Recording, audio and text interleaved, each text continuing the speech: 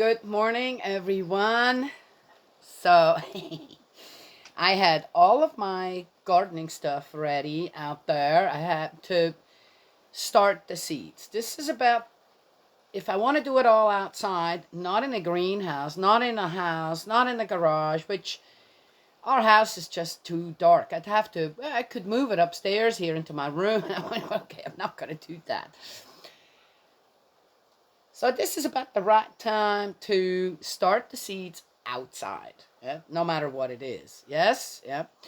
And so I had gotten all my coffee cans, which I use for pots. I just drill some holes around the outside, sometimes on the bottom, not necessarily, because then all the water you want a little bit of moisture in there. So anyway, and my 5 gallon buckets, where then and I have about 4 huge planters, and I wanted to get them all ready so that then if I move up to my daughters and yes, and all the garden space that I know that is there, that is not really okay. My children are really busy working children, yeah. So I'm like the driving force in all that, yes.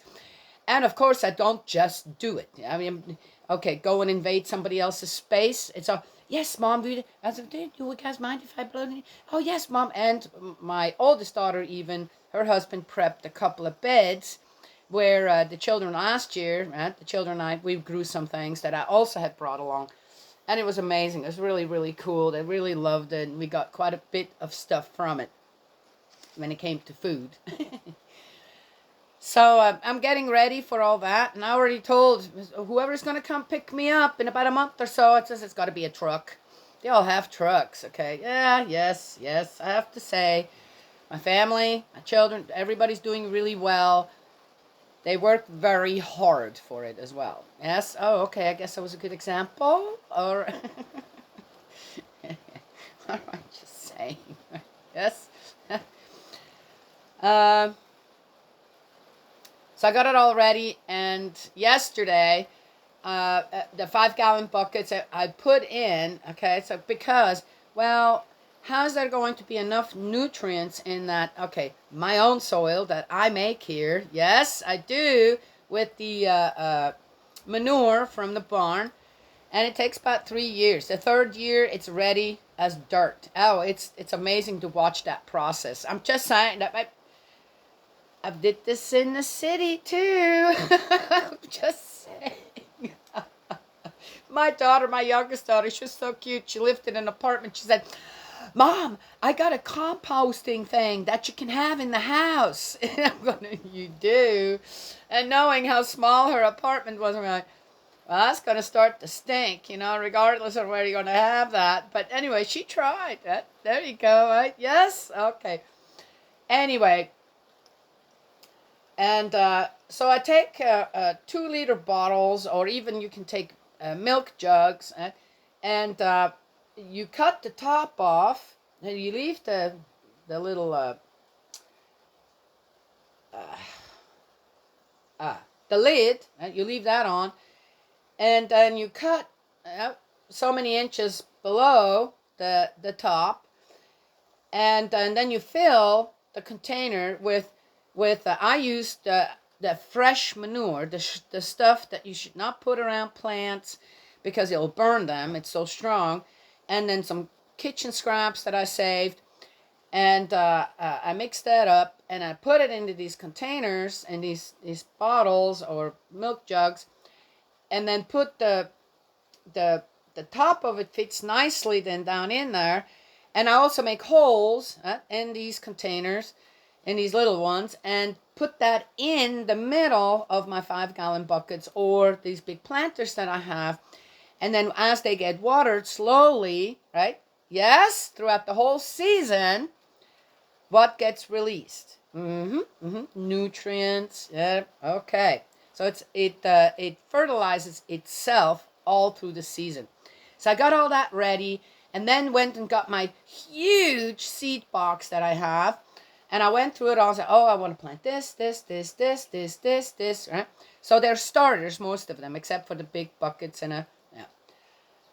And I'm so excited. So I did all that. And it was supposed to rain 3 days ago, 2 days ago, yesterday, and it didn't. And then today, after I'm all done, the seeds are in, it's raining. Right? So I didn't need to water anything or this or that. Again, you know what, people? I'm just saying, when you are on the, right track, when you're working together with spirit world, with the physical world, the principles of creation,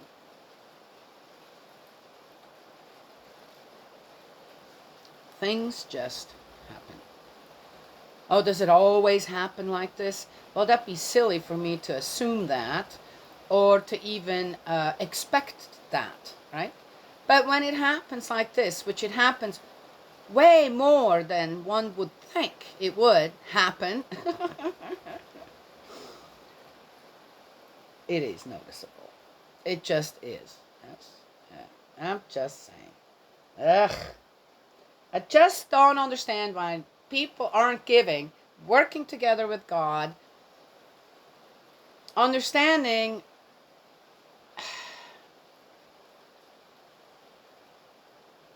what great benefit comes from wanting to be a keeper of anything and all. A keeper. And then, of course, you get to use things. But that one should never abuse anything. Yes?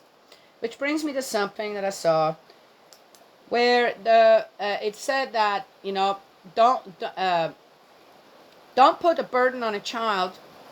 Don't put the burden on a child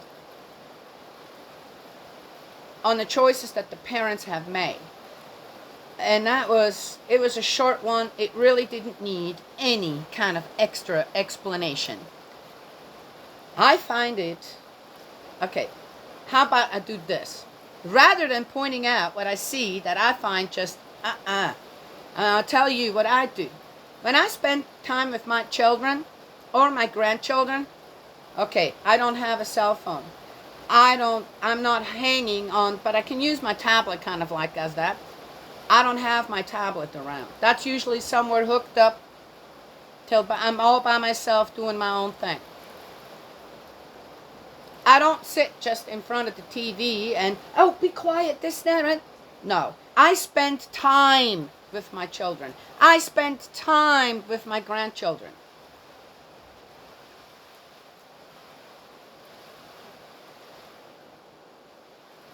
And when one does that, then all these things that come up where one, okay, I'm not going to go there. I just said what I said. The discontent of the people out there when it comes to their surroundings and what they decided to add to their life shouldn't have to suffer.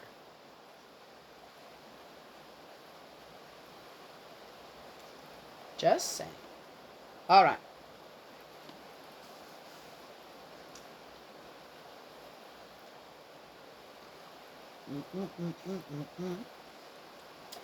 As king, we're in the second book of Chronicles, 20.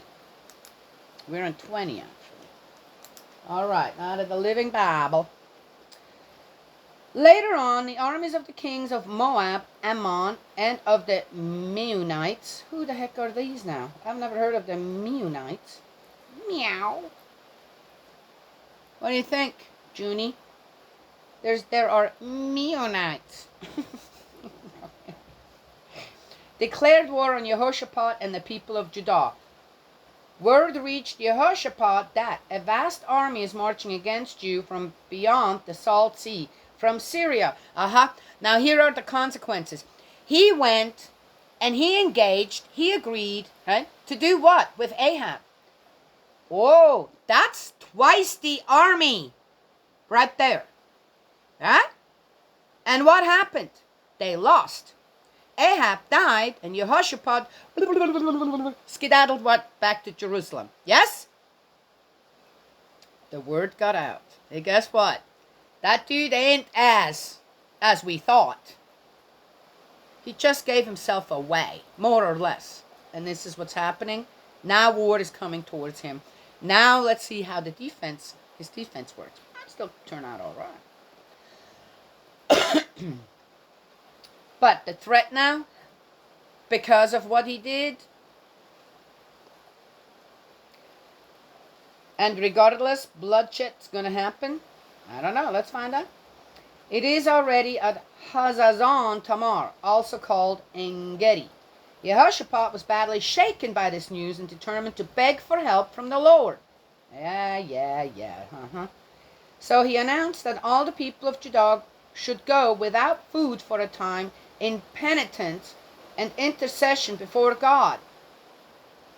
Oh, what did I say just before I started this? Don't put your own baloney on top of your children. Make them responsible for what? Looky here, what's going on? I'm just saying. I know you're with me. Oh, we're trying to teach here. So, okay. People from all across the nation came to Jerusalem to plead unitedly with him. Jehoshaphat stood among them as they gathered at the new court of the temple and prayed this prayer. O Lord, God of our fathers, the only God in all the heavens, suddenly now again, the ruler of all the kingdoms of the earth.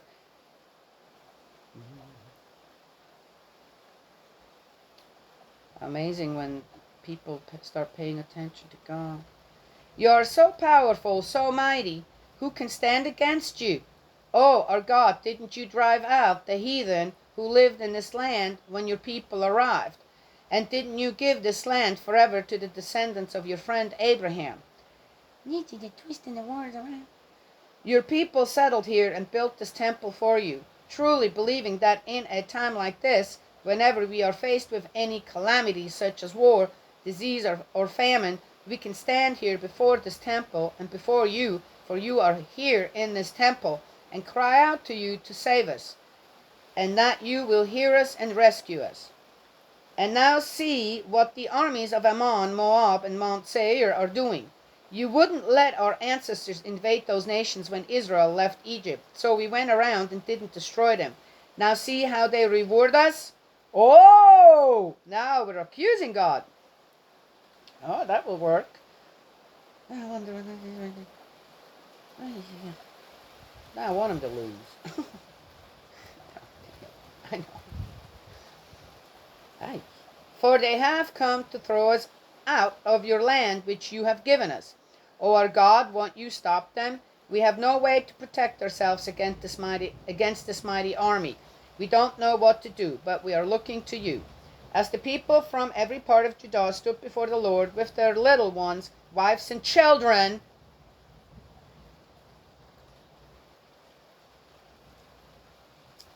the Spirit of the Lord came upon one of the men standing there, Yahaziel, son of Zechariah, son of Benaiah, son of Jael, son of Mattaniah, the Levite, who was one of the sons of Asaph. Oh, that sounds interesting now. Listen to me, all you people of Judah and Jerusalem, and you, O King Jehoshaphat, he exclaimed.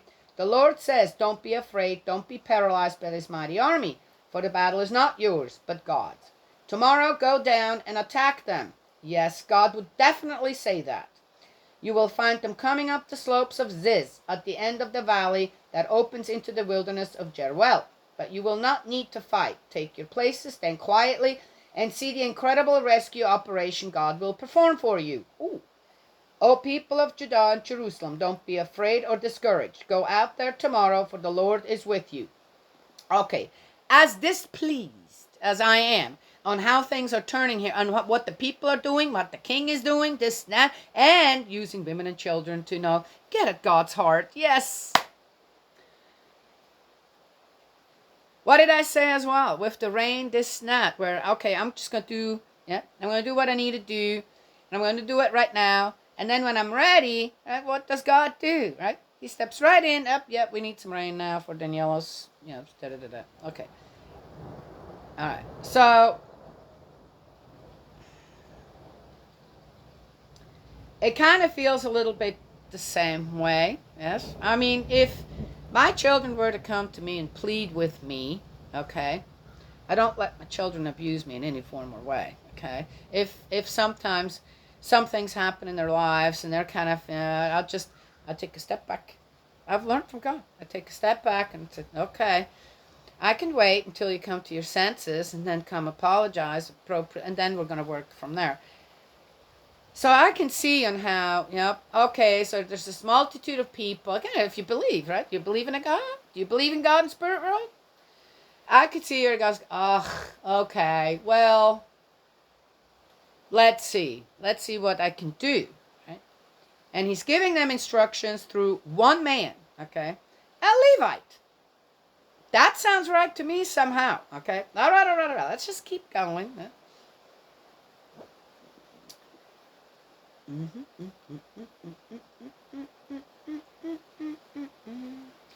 Then King Jehoshaphat fell to the ground with his face to the earth, and all the people of Judah and the people of Jerusalem did the same, worshipping the Lord.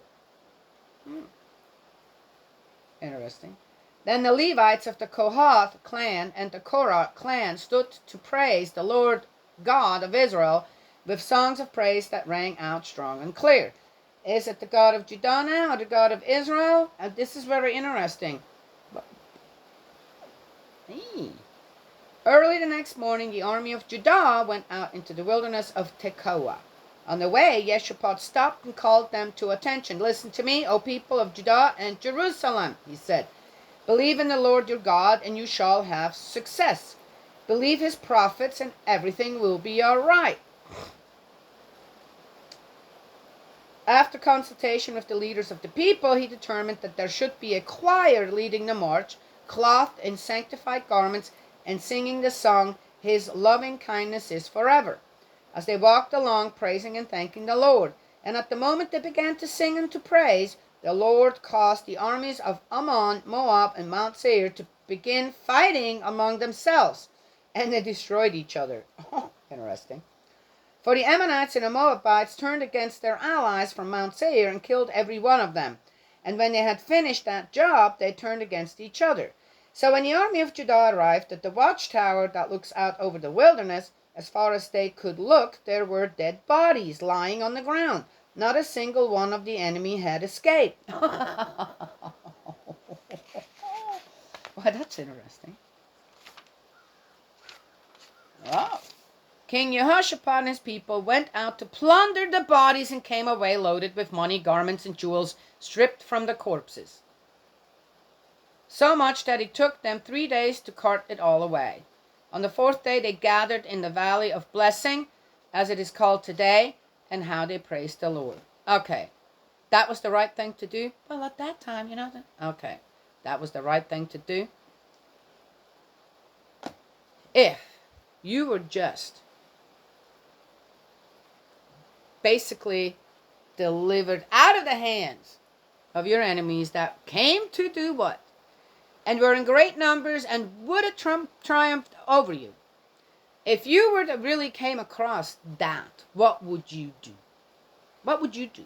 Loot? Go and look for that's what you would do?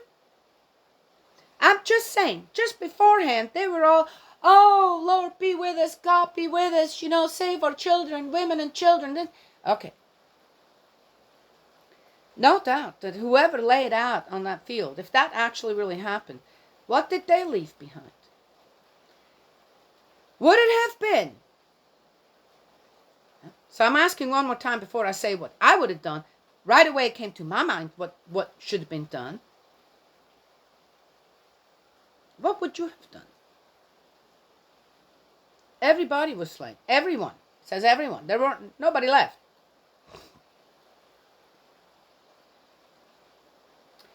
Because you just experienced the grace of God. Would you go and plunder the dead bodies? Disrespect life like that? Yeah, but they were. I don't. Come on now, please.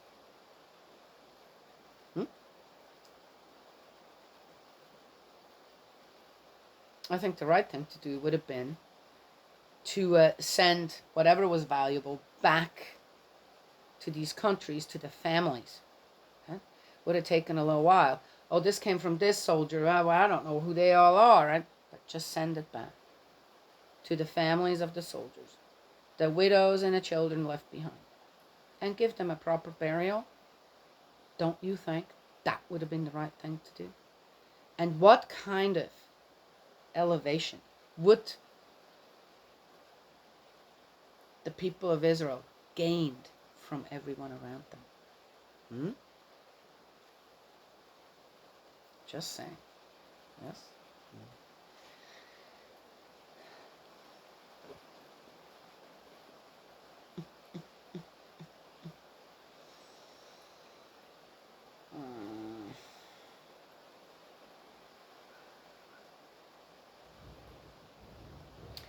Then they returned to Jerusalem with Jehoshaphat leading them, full of joy that the Lord had given them this marvelous rescue from their enemies. They marched into Jerusalem, accompanied by a band of harps, lyres, and trumpets, and proceeded to the temple. And as had happened before, when the surrounding kingdoms heard that the Lord himself had fought against the enemies of Israel, the fear of God fell upon them. So Jehoshaphat's kingdom was quiet, for his God had given him rest. A thumbnail sketch of King Jehoshaphat. He became king of Judah when he was 35 years old and reigned 25 years. In Jerusalem his mother's name was Azubah, the daughter of Shilhi. He was a good king, just as his father Asa was. He continually tried to follow the Lord, with the exception that he did not destroy the idol shrines on the hills, nor had the people as yet really decided to follow the God of their ancestors. Whoa, that gives it right there, that gives it away. After all that? Why would... Okay. The details of Jehoshaphat's reign from first to last are written in the history of Jehu, the son of Hanani, which is inserted in the annals of the kings of Israel. But at the close of his life, Jehoshaphat, king of Judah, went into partnership with Ahaziah, king of Israel, who was a very wicked man. He didn't learn his lesson, did he? They made ships in Ezion-Geber to sail to Tarshish. Then Eliezer, son of Dodavahu from Mareshah, prophesied against Jehoshaphat, telling him, because you have allied yourself with King Ahaziah, the Lord has destroyed your work. So the ships met disaster and never arrived at Tarshish. Okay, whatever. Ugh. I think I made my point here, how I'm using this all to try to teach about God out there, and what the right thing is that we need to do. We need to learn to just know what is right and what is wrong. Okay, I came across another, just real quick, another one where this guy goes around and he's learning for a month about all these different religions, including atheism. And of course, atheism. Well, who comes up? Darwin. Okay. James Darwin, is that his name? Well, who knows? David Darwin. I can't remember. James, no. And on how, while Darwin went around, I don't know, looking for whatever, he comes across, that's kind of what started this evolution kind of thing, okay? Or his theory about it. He came across the same bird in two different parts of the world. In one part of the world, this bird had a longer beak, this and that, and in the other one, he had a shorter beak, but it looked exactly like the same bird. Okay, at that time, was it really the same bird? Who knows? And the guy goes on and on how, I mean, it's almost, I'm assuming he does that with all the other religions as well. It makes it really palatable in a way.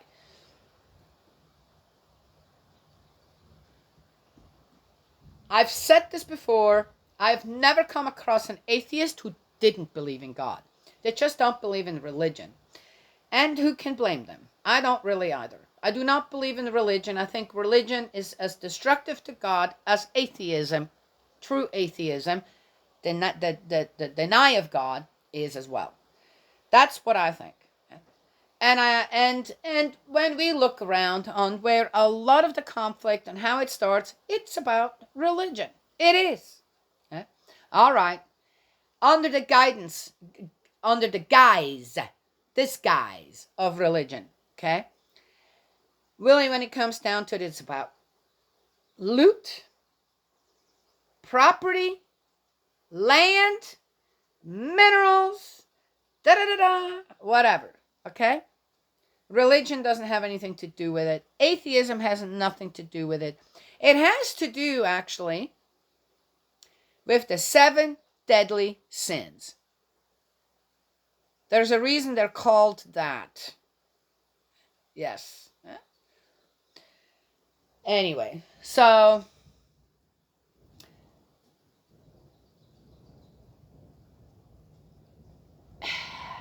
if what, in my opinion, from my studying from my heart to mind, I got a mind, people, okay, and it ain't dumb.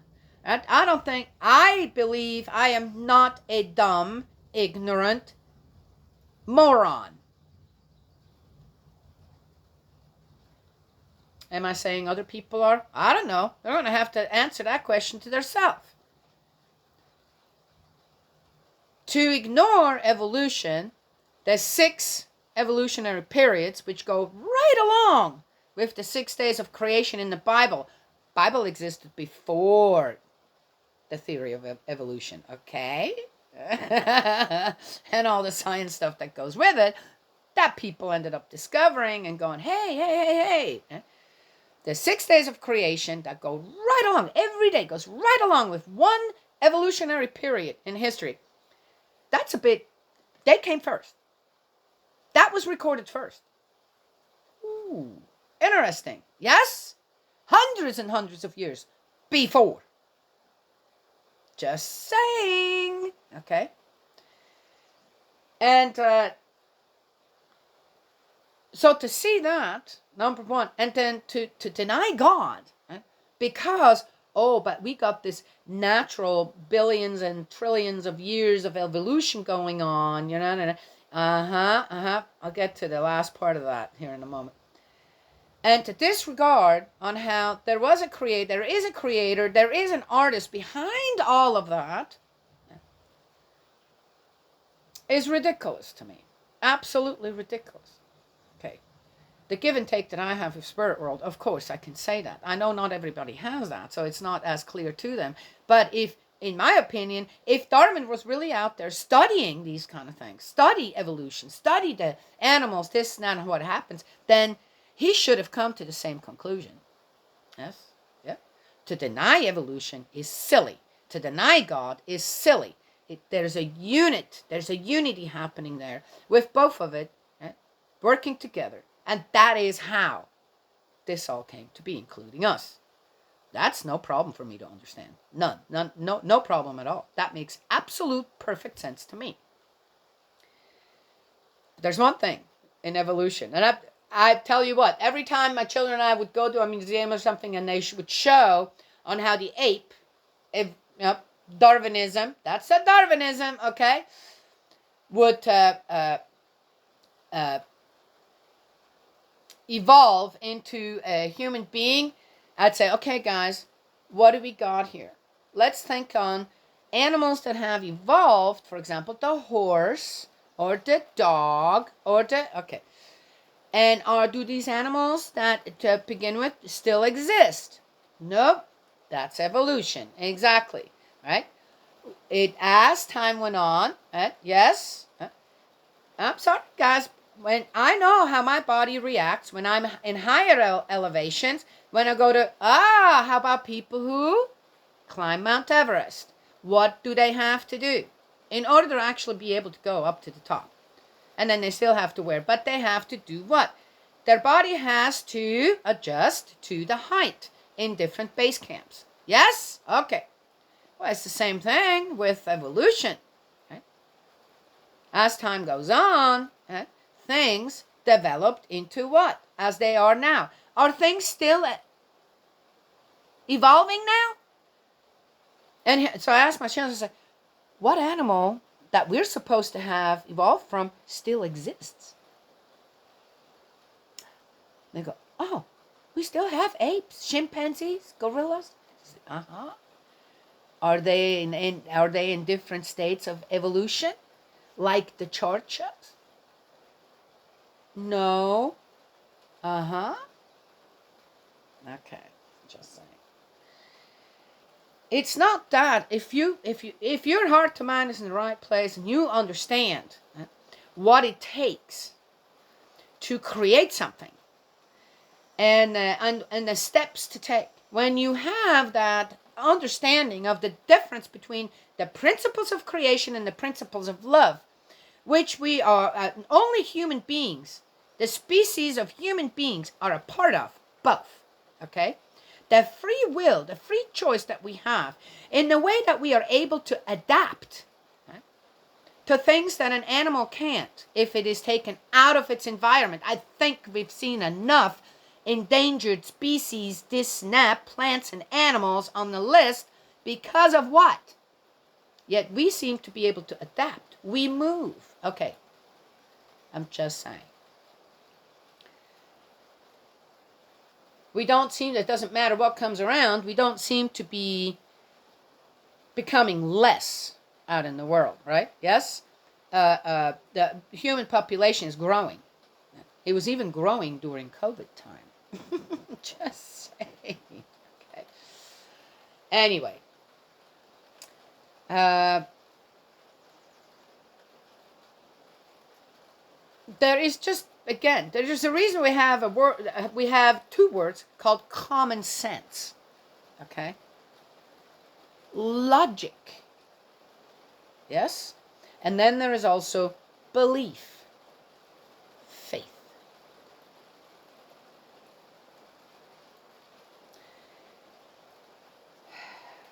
If everything could be 100% explained out there in the world with whatever is going on, then I guess, I don't know, people like mysteries and this and that, right? They really do. That would be great if everything were to be 100% explained this and that. But as I said, living on Earth is a journey. It's a journey of many different kinds.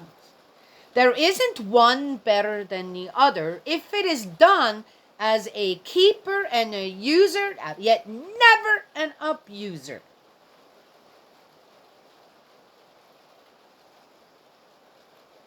Yes? Every human being's journey is amazing then.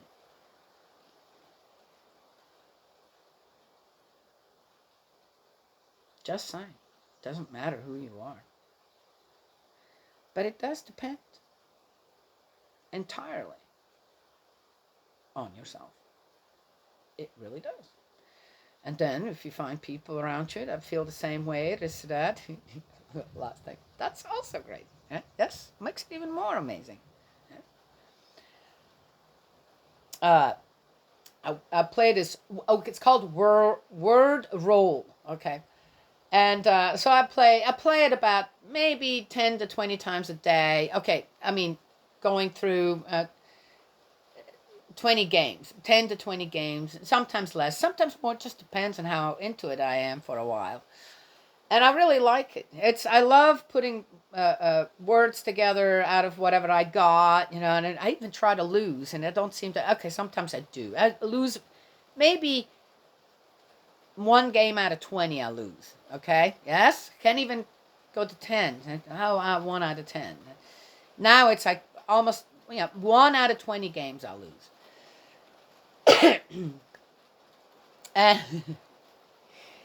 And every so often, there is someone that I put a word in, I don't know, and they put exactly the same word in. Now, again, you can switch out your letters twice, right, without having to use any points. So for that to happen, that's pretty amazing to me. And then sometimes it's 2 or 3 words in a row. Oh, you got to be kidding me! And every time that happens, I'm going, there's a kindred spirit. Yes, see. Oh, there's a kindred spirit. So are the other ones not? Well, they're a little bit farther off my chart. But someone that thinks exactly the way I do when it comes to putting letters and words together, I think that's pretty fabulous. Since I think I'm pretty fabulous, yep, I'm sorry, I'm not arrogant. I don't feel I'm arrogant. I don't brag, this or that. I just know what my worth is. I know who I am. I'm a keeper and a user. And I do not abuse anything. Anyway, to the best of my knowledge. So that's kind of, yes?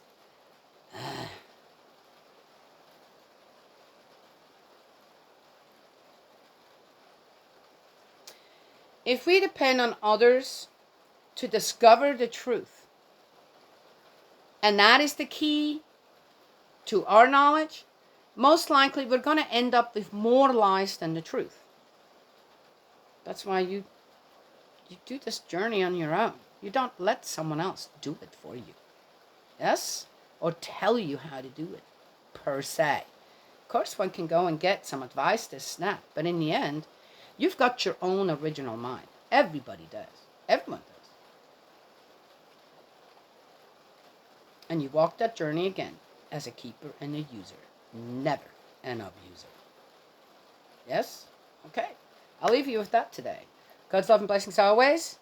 I'm having a hot flash right now. I gotta finish up. God's love and blessings always. May He protect you. And I will talk to you all another time.